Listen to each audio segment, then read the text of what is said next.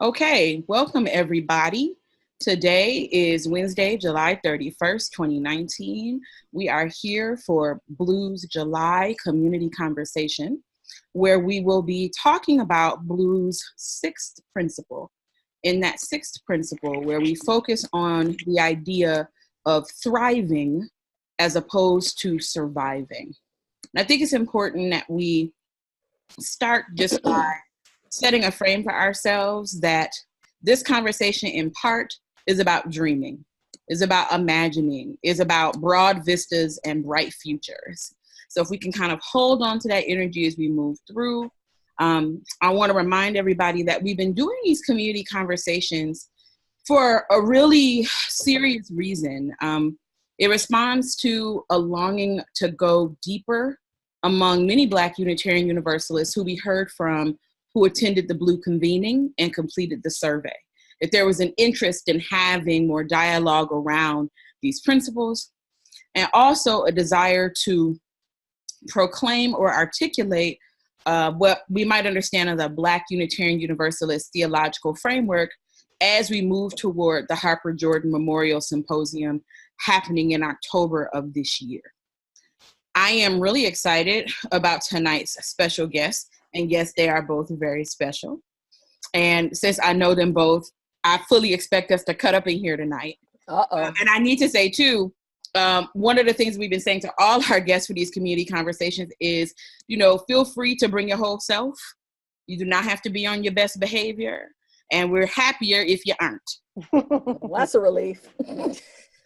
I'm rarely on my best behavior, so. I do try, but it's summer.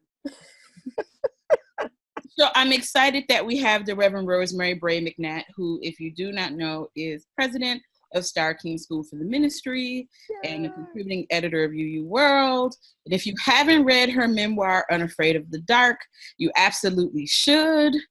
Revs, go ahead and unmute yourself and say something to the people. Introduce yourself, say hello. Tell us anything about yourself that you want us to know. Okay, can you hear me? Am I good? Cool. Thank you so much, Takia, for inviting me to come and do this. It's good to see you, Leslie, and it's good to see everybody else here. It's summer. It's actually warm in Oakland, California. I'm just delighted to say. So I'm wearing my WakandaCon shirt, which you kind of can't see, but I have it I had to get my souvenir because I was in my hometown of Chicago last week.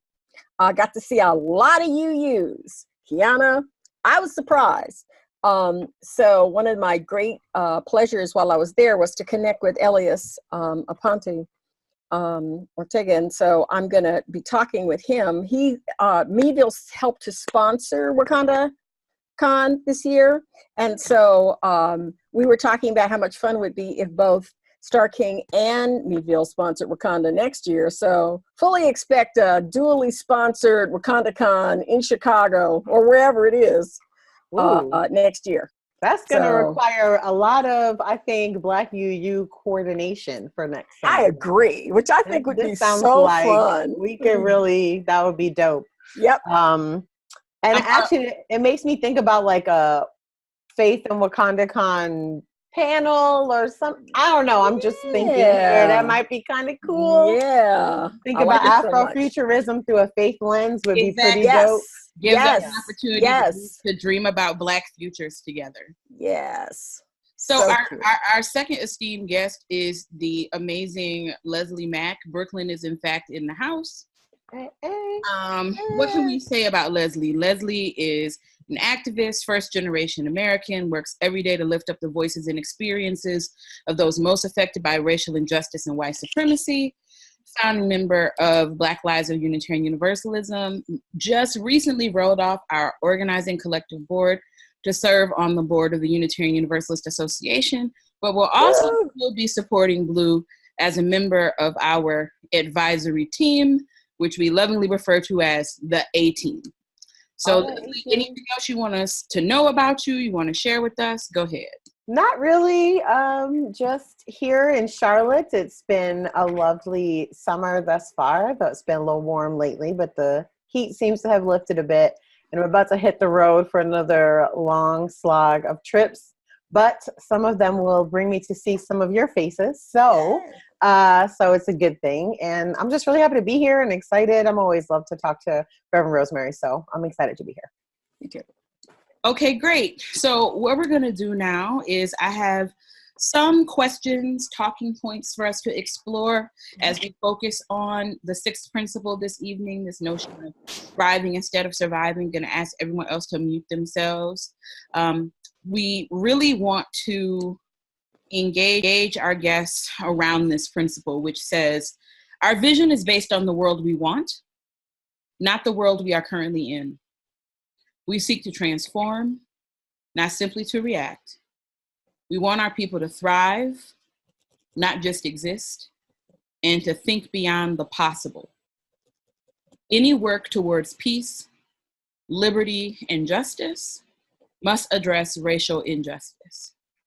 Black UUs are calling our faith to join us as we work towards justice for all Black people, and by extension, for all people. So Leslie, I want to start with you on this, especially because I know you were an integral part of crafting and developing these principles. What feels real and relevant to you personally with respect to this principle of thriving instead of just surviving? I think it's helpful to start, as you mentioned, with the creation of this principle because, the process we went through, those of us here from the early days of BLUU, in writing the 7 principles was really around taking the gems and lessons that we learned and interacted with at the M4BL convening and translating them through a faith lens, our faith lens as Unitarian Universalists. So this phrasing of surviving, thriving, not just surviving, comes directly from some of the content that was given to everybody at the convening in Cleveland in 2015. So for me, this one was, I remember when I first read through all of the materials we were going to be giving out to everyone at the convenings, the M4BL convening, that phrase hit me like in my chest. I was like, you're gonna give 1,500 Black organizers from around the country this thing that says we are meant to thrive instead of just survive. It was, for me, a transformational moment of thinking about what you offer to people in spaces and how you can help them dream bigger than what they may have come into this space with. And so that's what feels real and relevant to me, which is this notion of, yes, we do live in a sometimes terrible world, but that as Black people, our ancestral, historical, and personal resilience is what has continued to carry us through. And so thinking of a future where survival is not the goal, but that we want to survive, yes, but that we want to thrive. It just, for me, it's so integral to the DNA of BLUU, of us dreaming differently and dreaming big, and thinking about what a faith community that's not just us hanging on, but us fully being present in the movement that we build together. What's interesting about that is when I think about thriving and pursuant to what you just shared, there's an emphasis in the language around prospering, around flourishing, something that suggests a kind of fullness. Like if we're in a picture frame, we want to fill that frame, right? Living to the edges of ourselves, walking in our full potential. And there's something about that that is richly life affirming. Mm-hmm. That's surely hinted at in that principle. Rev, I'm coming to you. You want to build on this? For us, what feels relevant about the principle to you personally when we think about this notion of thriving instead of surviving? I think for me personally, it has been, like Leslie said, a revelation. I think because I've been a UU such a long time.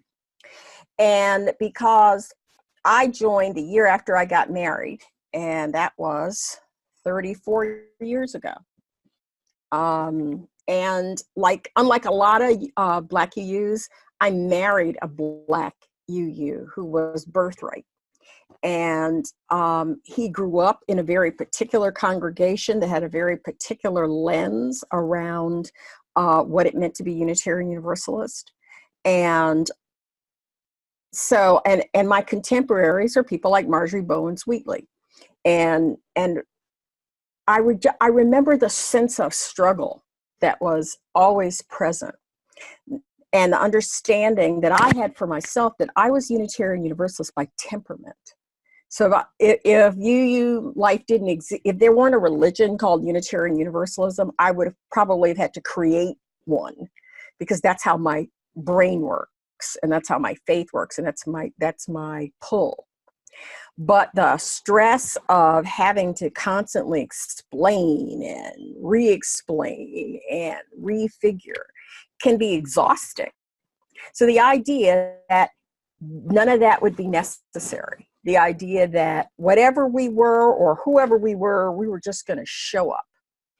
And unlike a lot of other UUs who even are come-inners like me, I didn't grow up in the Pentecostal or Baptist tradition.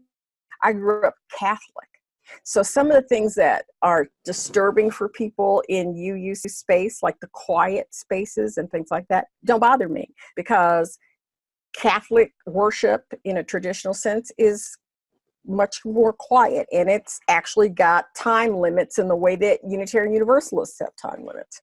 So none of that stuff was problematic for me. But what was problematic for me was this idea that I should be grateful. It was some of the same things that bothered me in the secular world. The idea that you should be so glad you're here, and this notion that I was there for them, whoever they were, as opposed to being there for myself because I needed to be spiritually fed. So the idea that Black Lives of UU has, from the ground up, created this idea that what we love best about Unitarian Universalism exists within us, within our own communities, and that we can build it to look very different than the churches that we attend or the institutions that we belong to. That has been very exciting to me. And the only regret I have is that my children, who are young adults, 25 and 23, consider themselves UU in temperament and spirit, but will not come to church. And I'm trying to get them to find their way to Black Lives of UU, because I think if I could get at least one of them in there, they would find what they were looking for. Because if you ask them right now what they are, they'll tell you they're UU. That's their values. But they don't want anything to do with congregational life at all. When I left church to come to Star King, they left church. So this has been a rich field of possibility for me on a personal level. Rev, thank you for sharing that, and thank you for sharing that personal note about your kids. I want to stay with you for a minute around this, because one of the things that we've sort of talked about a lot in BLUU is, well, twofold. One, and it's suggested in your comments, this idea in a lot of UU spaces that for people of color in general, but for Black folks in particular, like we're guests in the tradition who should just be so glad that we're here. That the nice liberal white people let us into their faith, as opposed to understanding that there would be no faith without people of color generally, and Black folks in particular, that we've been a part of this. So that's one piece. But this other piece, that's sort of what marks Black UU identity, is struggle and pain and trauma. You know, I've had the experience a lot of times where there might be someone new, maybe it's their first time in a congregation or their first time in GA, being with other Black folks and them saying, you know, oh, you're new here? You'll find out, with sort of a knowing glance, like the bloom will fall off the rose when you find out how difficult it is to be in this faith, and that what marks being Black and Unitarian Universalist is this particular fight and struggle for place and home and community. So, you know, if we can just stay on this principle a little bit, especially because you have, you know, pastored a big, important church and done that work. What do you think, how does this principle kind of blow open either the idea of being guests in the house, guests in the big house, and also this idea in the big house. Yeah, and also this idea that Black identity in Unitarian Universalism has to be marked by struggle and strife. Well, I think that's why this is such a future, for me, it feels futuristic because right now it still is marked by struggle and strife. And one of the things I feel like, one of the reasons I feel like that is because I think about the congregation that I served, and I think about what it's like now. The congregation that I served was not very big. It was in a big old building, but it was about 150 people. But there were not a lot of Black people there, but there were a fair number, and mostly women. But when I left, they left. So the congregation that I served is now almost exclusively white.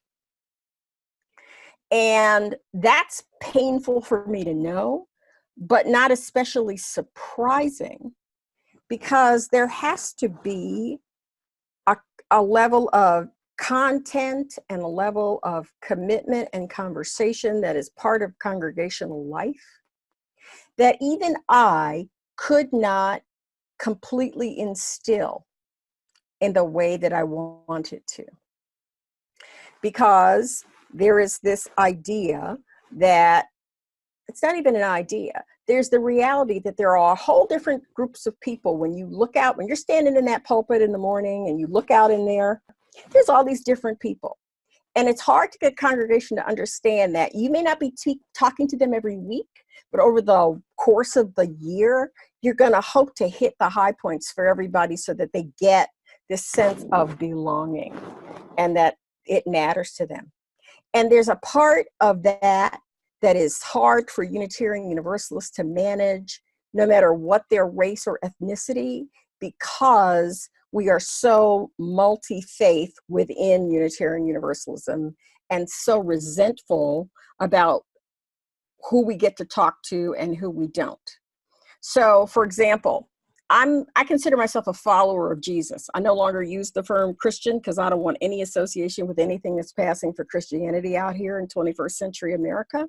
But it was very hard for me to talk about the teachings of Jesus without offending the people in my congregation who were humanist.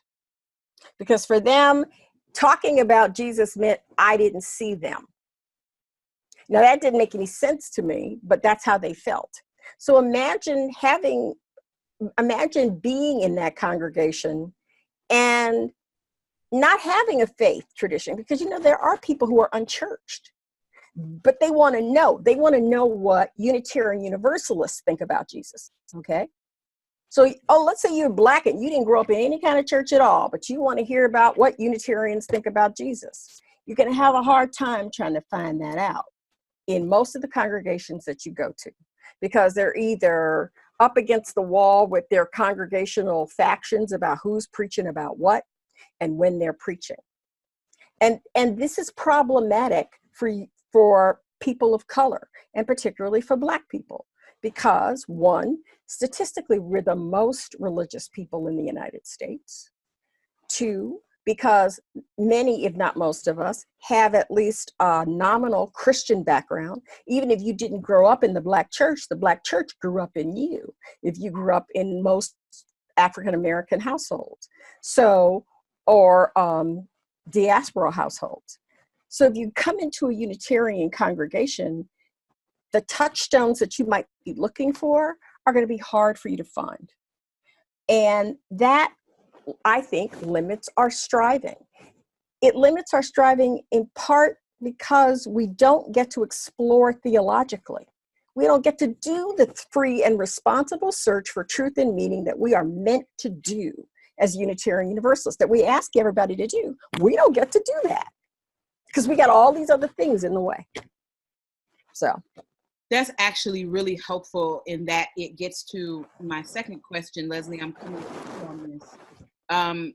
Can you maybe give an example of how have you seen Black folks surviving and thriving, having an impact on faith formation and development for Unitarian Universalists? Sorry, I was muted.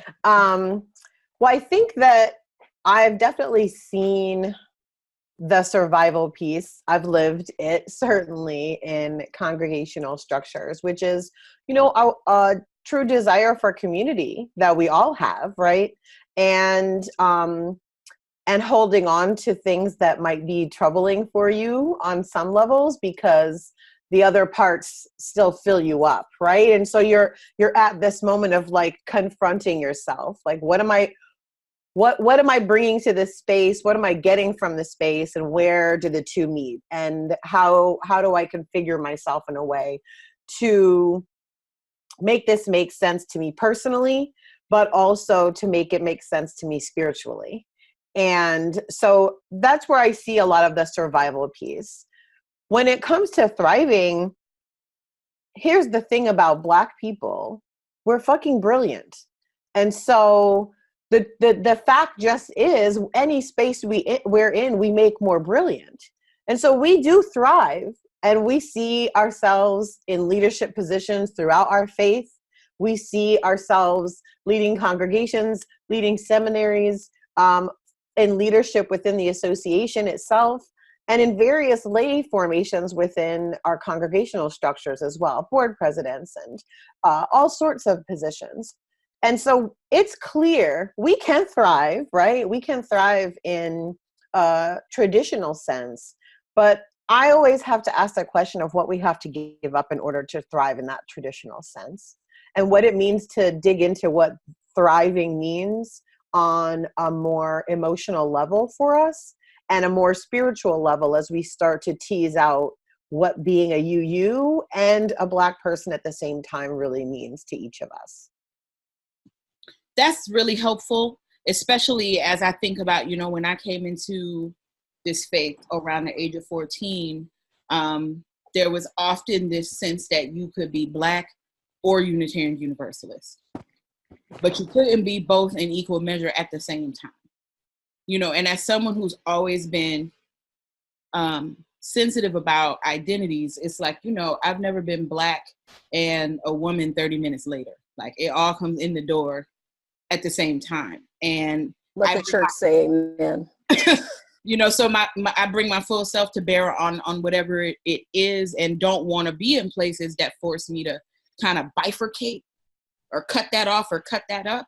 But I know that other Black Unitarian Universalists have articulated a similar kind of confliction around, well, am I UU or am I Black in some way? And I think part of that struggle has also been about this kind of neglect around a real commitment to Black flourishing. With very rare exception, since I've been in this faith, have I heard any ministers, present company excluded, talk about a commitment to Black life as a centerpiece of their ministry, right? Like, people don't even say that part of their commitment is about the flourishing and life and liberation of my people. So, you know, that's the kind of stuff that can sometimes make you look around and go, am I supposed to be in this? Wait a minute, am I supposed to be in this faith?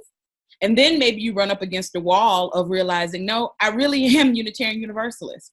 This faith really does speak to me, its values, its morals, but there's something else going on here that's hindering my faith formation and development. Rev, I see you. What you thinking about? Well, I'm thinking about the first time I went to a GA. And I'm thinking about it because Community Church of New York had a very particular identity in the 60s, 70s, and 80s. It was an integrated congregation, and a congregation where Black people were in leadership, were in partnership with ministry, spent a lot of time working on what was then the active civil rights movement.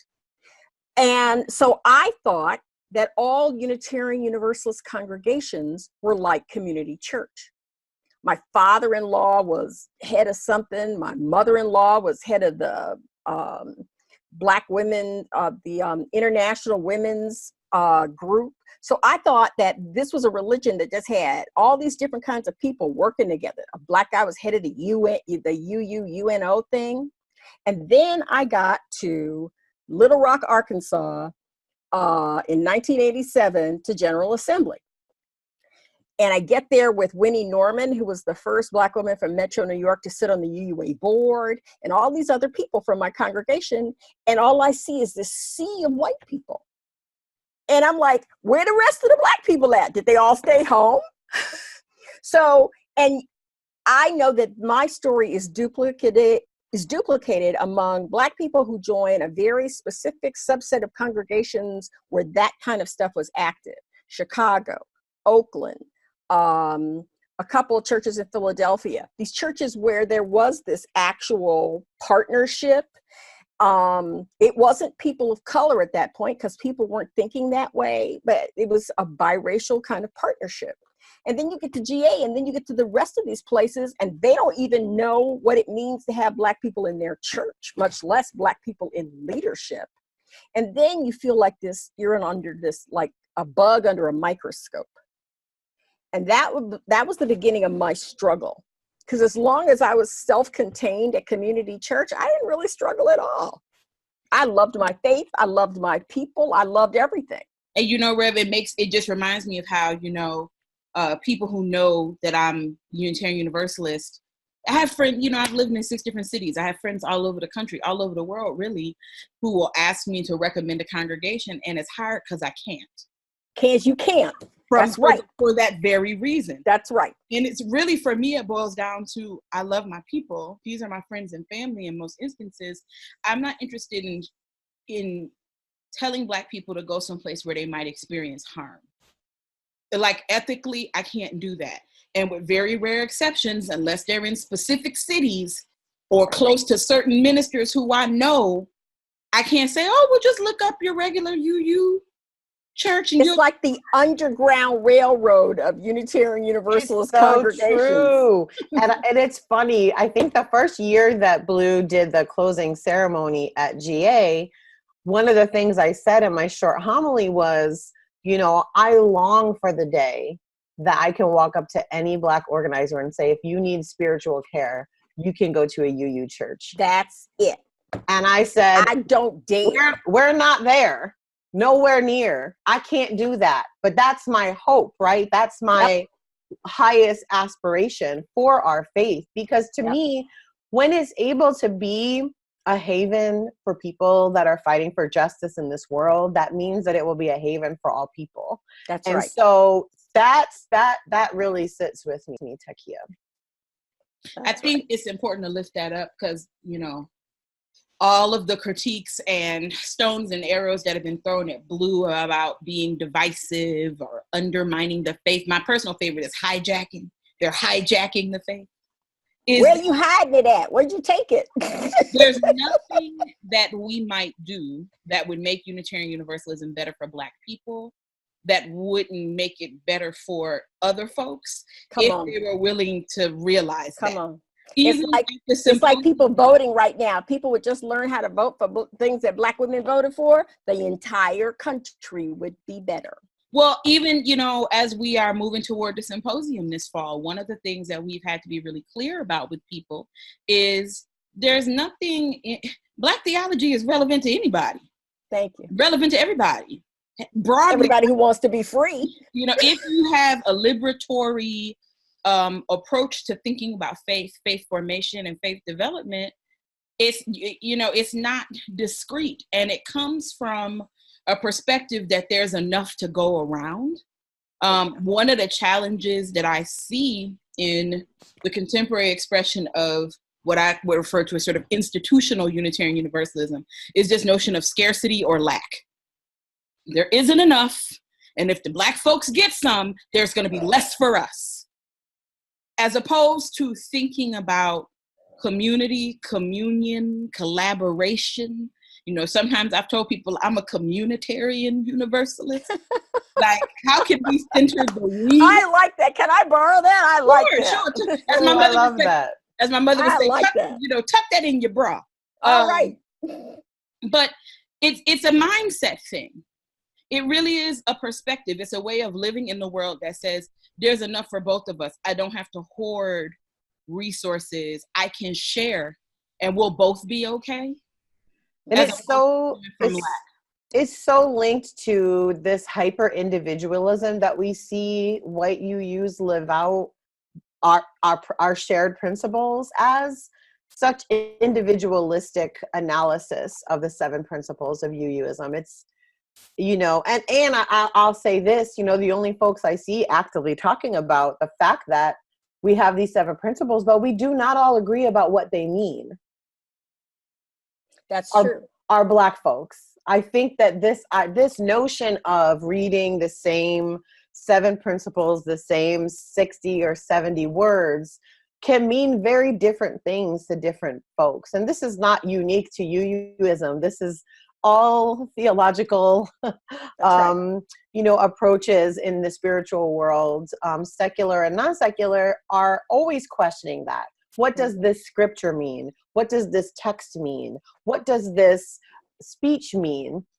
Even in organizing, we dissect speeches from our forebears all the time and talk about the Combahee River Collective. Like, right. what does that mean now? We are removed from it. We can analyze text and put it in a new context, a new understanding. And so for me, that's been the most frustrating thing, is that's been at the heart of the work that we've tried to do as BLUU, is to imagine a faith where we do get to have these deeper conversations about our principles and how that's deeply tied. Let me just add one little thing about that. I think this, when you said you were a communitarian universalist, I think that the hyper individualistic piece and the 7 principles is where that get into trouble. That affirmation, those principles were not meant to be individualistic. That says our congregations agree to affirm and promote. It doesn't say you, although we as congregational people want to affirm that, but we are meant to affirm that in community. And we keep forgetting that we're meant to affirm it in community. And so we should be having those conversations in community about what these principles mean to us. I appreciate you for bringing that up, because, you know, one of the, I think, derisive and dismissive claims that has been made about African Americans in particular, and Black people more broadly, whether we're talking about Black folks early in Unitarianism, Universalism, or Unitarian Universalism, was that, you know, well, you know, Black people are just emotional, and they want an emotional faith, and we're not an emotional faith. Well, you know, Black people are just expressive, and we're not. And what's, I think what that glosses over and misses is that in many instances, what there seems to be a desire for on the part of Black people is precisely what Leslie was talking about: a deep desire to wrestle with, what does this mean for my life? How do I live this thing out? What does it mean to be a Black woman in my 20s going off to college who is a faithful Unitarian Universalist that also wants to explore, I don't know, ethical polyamory, whatever it is. People want to explore this stuff through a faith lens. I remember taking a friend of mine here in Charlotte who's Black to one of the congregations, and she was just blown away that there wasn't a singles ministry. Well, how do I think about myself as a single person, you know, who's raising children? Where's the support for me to wrestle with other people about what this faith guides me or leads me to do? And in our traditional UU congregational context, it's like, that's your own business. Deal with that. We don't want to get too close. We don't want to touch. Whereas for lots of Black people, there's a desire for wrestling together about these things and thinking about what our faith means as a group, as a community, as a team. But one of the things that I think Unitarians get fooled about is that we denigrate evangelical Christians and talk about how, you know, dumb they are or how narrow they are. But evangelical Christians have a keen sense of community and the importance of wrestling. If we wrestled with our faith the way other traditions wrestle with theirs, we would meet not only the needs of Black people, we would be meeting the needs of all kinds of Unitarian Universalists. Why do you think Unitarian Universalist seminaries, for example, are full of people who go to seminary, finish seminary, then decide they don't want to be ministers? Because there's nowhere for anybody to go to wrestle deeply in their congregations about matters of faith. Once you've been a board president, headed your church council, run through every committee in the church, the only thing left for you in our movement is to go to seminary. Because for the most part, most of our congregations have no deeper faith formation. And that's a significant issue. So that if people were to use our examples of people of color as Black people of faith to talk about these things collectively, they would also be able to answer some of their needs. But that would be too much like right, so they're not going to do that. Well, it reminds me of being at a congregation here in North Carolina and asking a question in a facilitated group discussion where I asked, so what is it about the way you understand your Unitarian Universalism that would encourage you to work for justice? I'm in a room with all these white people, and this white woman says, I've been a member of this congregation 20-some years, and I'm the president of the board, and I don't know how to answer your question because I've never really thought about it like that. Like, I'm not really sure what Unitarian Universalism means to me. Now, I handled it, but it's like, you've been in here 2+ decades, almost 30 years, a lifetime. Lord have mercy. A visible leadership position, and you haven't even thought, she said at one point, for me, much of this is really theoretical. It's like, that's what happens in the absence of the deep wrestling that you're talking about. At the same time, and I'm not going to name names, but I've been equally struck by ordained ministers in our tradition who will be very clear that they're not Unitarian Universalists. Who will say, I'm here because Unitarian Universalism is a good container for the kind of social justice work that I want to do. But I don't go to Unitarian Universalism for my spiritual food or for my spiritual nourishment. And I can't help but wonder, then how do you have the pastoral skills to support someone who has those needs? Then I'm reminded that, we don't train pastors. Right? I train pastors. Oh, yeah. But, there's a way in which, I'm sorry, I'm doing it. But there's a way in which the kind of institutional faith rewards oratory and a particular kind of white upper middle class professionalism and distancing that isn't about being with people in a pastoral moment when they're having a dark night of the soul. It gets worse than that. Can I just say one thing about that? Mm-hmm. And when I realized I was a different kind of pastor, it was my first year in ministry, and we were having the convocation in Birmingham, Alabama. And I'm so old that I had a beeper that I carried with me. Do you remember the days of beepers? Shout out to the beepers. Shout out to the beeper. So I'm talking after one of the sessions, and my beeper goes off. And I'm talking to a few ministers, and I excuse myself. As a member of my congregation, his partner has had a heart attack, is in the hospital, and he's stable, but he's very upset. So I'm talking to him. I'm telling him when I'm going to get back. I arrange for him to have a visit for one of my affiliate ministers, right? And I tell him I'll see him when I get back. In 3 days, I'll be at the hospital. So I go back in the room, and I said, I'm sorry, it was my beeper. One of my members is in the hospital, and I had to make a pastoral arrangement for them. And they looked at me, and one of them said, I don't think I've ever been to the hospital where any of my people. And so there proceeded to be this conversation among the three of them about how many of them had actually been to the hospital with their congregants. Now, I'm trying to keep my face straight. I have one of those faces because I'm thinking internally, well, then what the hell you got a church for if you're not going to see them in the hospital? They don't need you. I just didn't even know how to wrap my head around it. To me, that's your first job is as a pastor, because you only preach 1 day a week. So the rest of the time, you have to see about your people. And the idea that you could be a minister for 20+ years, because that's what the person who said this had been a minister for 20+ years and had never gone to the hospital to visit anybody, either means that he had the healthiest congregation in the history of the modern world, or he was just going to stay home. I was dumbfounded. Yeah, and I think that a part of that is around the congregational expectations of ministers within the faith. And, you know, we can have a whole other conversation about this idea of polity, right? And governance within the congregational structure.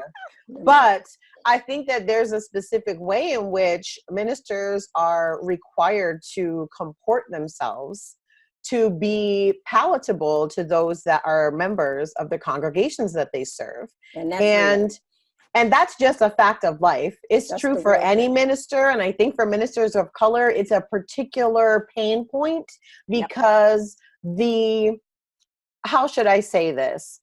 The feats of excellence that they're being asked to perform are often outside of their normal positioning, and yet we got bills to pay and people need jobs and people want to actually do the thing that they have set out to do in the world. They went to seminary, they got the MDiv, they went to the MFC, they've done all of the things, and it's time to now serve, and they want to serve. And so there's this moment, I'm sure I've spoke with many who are at that point of like, okay, if I really want to do this, these are the hoops.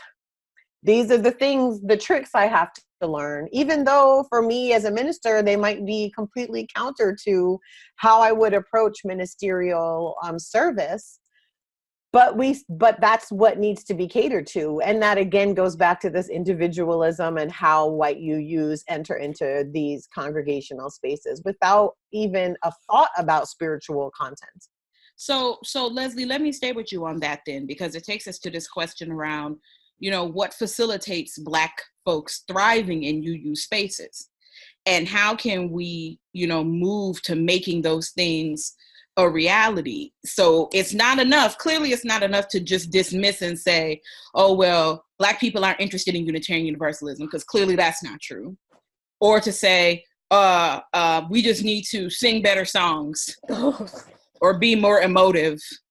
That's not enough. So clearly, one of the things that would facilitate Black thriving in Unitarian Universalism is making space for theological engagement together in community, right?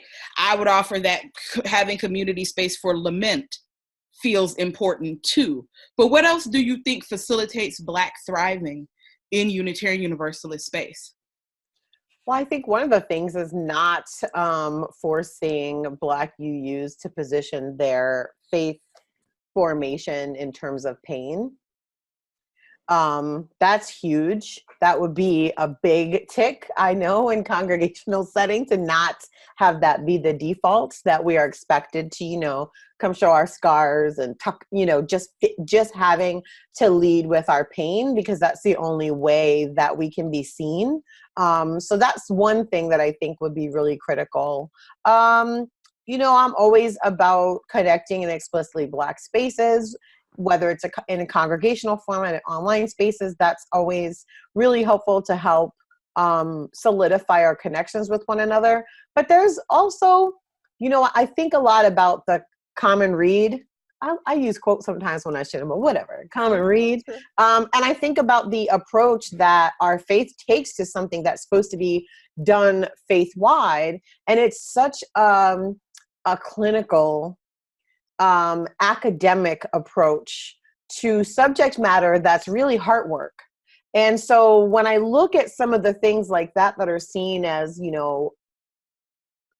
something that is full of continuity across the faith, those types of things being deinstitutionalized, being filtered through a spiritual lens that isn't theoretical, as Takia mentioned earlier, but is real because it's real to all of us.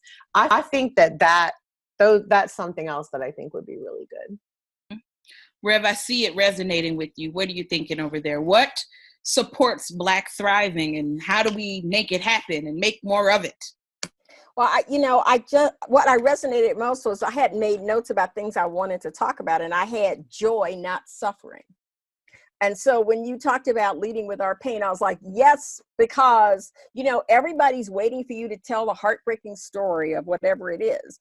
And, you know, it doesn't help if you actually have a lot of heartbreaking stories. You're kind of stuck, right? But that can't be all we have to bring to the table. We are not, and I talked about this in the essay I wrote on soul work, and I'm actually trying to expand it about this thing about doing spiritual domestic work. When we are kind of doing this idea, we're performing for the congregation this role of the person who lifts up for them this exquisite moment of suffering that they get to feel for 45 minutes, and then they get to go home. Meanwhile, all our scars are still out. We're still bleeding on the floor, and nobody has anything they want to say about that. There's a lot of joy in being Black. There's a lot of fun in being Black. There's a lot of hilarity about being Black, which most white people, for example, never see unless they're really good friends that they've known you for a long time and they can kind of roll with it. But for the most part, most people don't ever, I think sometimes white people think we're sitting around suffering and lamenting somewhere about our horrible, miserable lives. And that's not what's happening. And so I'm interested in figuring out how do you bring that to worship? And the problem that I always run into, and this is a personal thing, is that I know that singing is a really important part of the Black experience, but I also feel like it takes on this performative quality in worship that makes me crazy. So I don't want to sing at all in Unitarian Universalist spaces. Sophia has been making fun of me since she's known me, because every time we're standing somewhere and people say, let's sing, and I'm grumbling under my breath, I'm like, all right, here we go, we got to sing again. And it's a running joke with me and Sophia. But I think it's really important to have the explicitly Black spaces in part so that we can begin to pick apart those things that are performative from those things that are genuine to our experience. So the only place you see me sing is when I'm at BLUU, because the rest of the time I'm not singing. I want to stay with you on that for just a second. Can you say something briefly about your experience of coming to BLUU Revival? Oh my God. I have never had an experience like this in my life. I'm sorry. I'm not over it yet. When I came to Revival, and it was the opening ceremony evening, and we were singing, and Cecilia took off and ran. And I remember because I was there with Leon Spencer, and Leon has been a UU even longer than me, but I've known Leon for years. And of all the places and all the things that we've done in Unitarian Universalism, and we've done a lot of stuff, I have never had an experience like that in my life. Never in a worship space, and certainly never in a Unitarian Universalist worship space, where my theology and my Blackness and all these things were of a piece. And I didn't have to pretend to be feeling something I wasn't. I didn't have to suppress feeling what I was feeling. I didn't have to do anything but be me. And it was rocking. I called my husband when I got back to the room. I'm like, you should have been with me. Because he's birthright. And I'm like, you have never seen this in your life. So that was transformative for me. I'm just saying, I don't know if y'all don't ever do anything else in BLUU in your lives. Whoever was there that moment was transformed. I know I was. So. Leslie, you want to chime in on that? Yeah, look, Revival was a whole other thing. Now, we had done the convening the year before, and it was amazing. It really was. The worships were really wonderful. But this Revival, you know, the way that Michael and the worship team conceived of it was something else. We were taking this idea of Black UU worship to a different place. And so for me, it was just a beautiful thing. I'll be honest, even being on the OC, I deliberately was like, I don't want to know anything.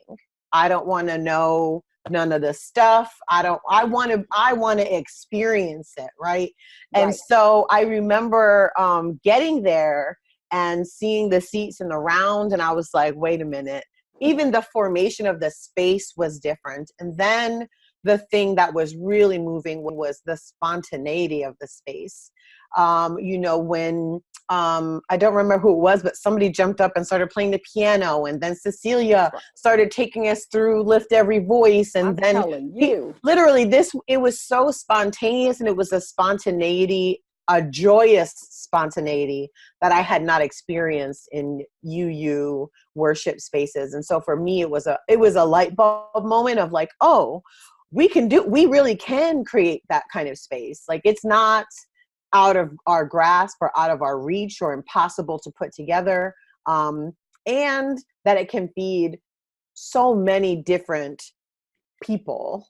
Obviously, Black people are not a monolith, and Black UUs are not a monolith either. But there's this notion of, to me, anybody would have been honored and blessed by what happened in that room. I know that's right.